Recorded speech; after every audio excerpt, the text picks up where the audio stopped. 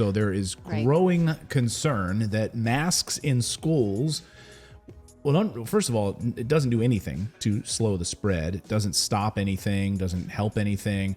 But if anything, it is hurting children, their ability to learn, their ability to breathe, facial development, mental development, sociability. I mean, the list is endless for kids in schools with masks. And now there's a push. Dr. Scott Gottlieb yesterday calling out, saying that he hopes the CDC will look at this mask mandate and make a revision to get rid of it for schools. Yesterday, which caught my eye, it was a scientific study looking at specifically whether Delta prevented Omicron, but also, and maybe more importantly, whether Omicron prevents Omicron, meaning if you've got an Omicron, can you get it again, and what kind of antibodies are created? And it seemed to suggest that actually getting Omicron is not going to prevent you from getting it in the future. And what does that portend if true? Look, that's been true all the way through. There's been sort of this small camp that thinks that once you get COVID, you're never going to get it again, and the immunity from it is durable, like we saw with SARS and MERS. That was never true. But what we saw with the previous variants was that the immunity persisted for a longer period of time. What we're seeing with Omicron, and there's now pretty good evidence around this. The Siegel lab put out some studies around this, the Bloom lab did, and now you saw this study out of UCSF. It appears that the immunity conferred by infection from Omicron isn't that durable. You probably have a period of immunity that lasts at least 3 months, probably upwards of 6 months, but eventually the antibodies do wane. Now, you have residual T and B cell immunity. We've talked about this, so you're going to be protected against more severe outcomes, probably, but you're probably going to get subsequently infected or reinfected with Omicron. So it's not a durable immunity. It's certainly going to be sufficient to provide a level of immunity across this population, given how many people we've seen infected with Omicron, to drive prevalence levels down very low.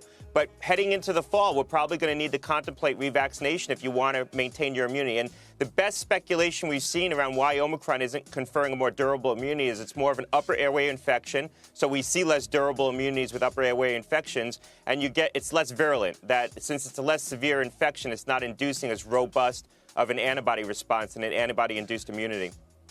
Okay. When do you... So those of us who had Delta, which was more virulent, can we get a gold star or something? Well, of course, and it should be pointed out, yes, he is on the board of Pfizer. So here we go in the fall, revaccination, but he did go on to say that it's time to consider dumping school COVID mask mandates. Which is what Well, he that's said because they're last not making week. money on them. Right. Honestly, when I saw this story overnight, that was immediately my first response was, well, yeah, we can get rid of the masks as long as you still have to buy and get and Pfizer still makes its money and Merck until the trials of their the point Pfizer that masks he made come out. about not masking young kids over the weekend on Face the Nation was masks don't work for them. They don't keep it on. So let's just vaccinate them all. So if we get rid of masks, then will have to over rely on vaccines. There definitely is an alternative motive there for him to say that, right? Even though the CDC is saying, masks from death do us part, pretty much. Yeah.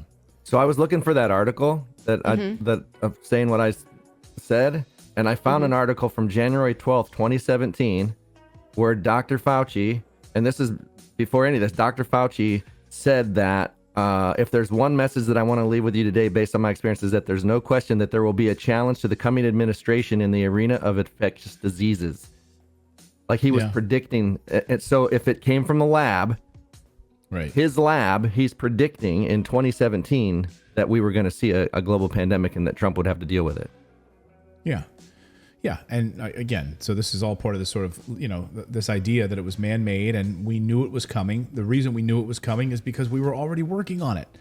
And, of course it was going to happen sooner or later. But that's why they were, that's why they had these protocols in place. That's why they had these plans and they were running through these testing, scenarios and all of this. Well, actually, Sylvia Brown predicted this. She's a psychic medium in her 2008 or 2008 book called End of Days, where she said in and around 2020, there will be a respiratory virus that runs through the earth.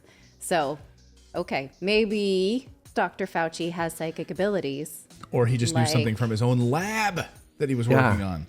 Well, okay, but let's. Anyway.